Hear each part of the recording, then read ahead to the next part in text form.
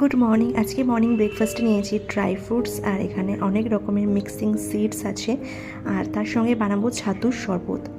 তো এটা দিয়ে আজকে ব্রেকফাস্টটা হবে। আজকে ঘুম থেকে উঠতে অনেকটাই লেট হয়ে গেছে, কারণ কালকে রাত্রে ঘুমাতে ঘুমাতে প্রায় 2টো বেজে গেছিলো, কারণ ঘুম আসছিল না ঠিকঠাকভাবে।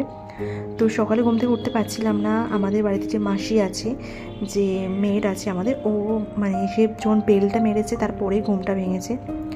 তো আজকে অনেক কাজ আছে বাড়িতে, অনেক কিছু গোছানোর ব্যাপার আছে। এখানে যে ব্রেকফাস্টটা আছে এটা আমার জন্য আর বাবার জন্য আছে। এখানে মাসি কাজ করছে, কাজ করে এক্ষুনি চলে যাবে। ততক্ষণে আমরা তাড়াতাড়ি করে ছাতুর শরবতটা খেয়ে নেব আর অন্যান্য যা যা কাজ আছে সেগুলো করে নেব। তারপর লাঞ্চ প্রিপারেশনও করতে হবে। আজকে লাঞ্চটা একদম সিম্পল হবে, ভাত, ডাল আর ডালের পকোড়া। 2 ঘন্টা আগে আমি জলের মধ্যে ডালটাকে ভিজিয়ে রেখেছিলাম। তারপর কিছু নুন, হলুদ আর কাঁচা লঙ্কা দিয়ে ভালো করে পেস্ট করে নিয়েছি। তারপর বড়ার আকারে বেছে নিয়েছি। Thanks for watching.